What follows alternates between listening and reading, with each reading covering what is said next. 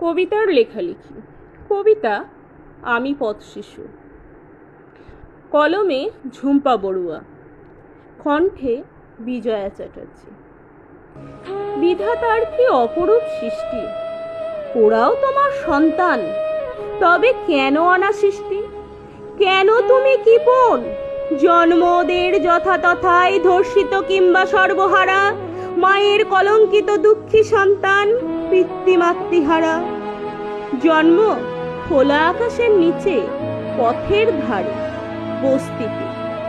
হাসপাতাল নার্সিংহোমে ঠাঁই হয় না, বাড়ে ওরা ধীরে ধীরে অনিদ্রা অনাহারে কাটে। থাকে প্ল্যাটফর্ম রাস্তার ধারে, বস্তির পথে ঘাটে।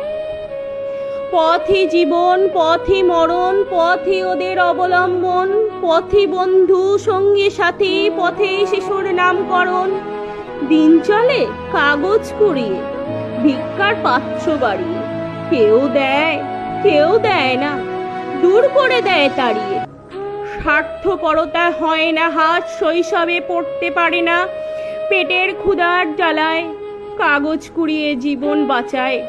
পেটের খাবার জোগায়, পায় না শিক্ষার আলো, মন খুব ভালো।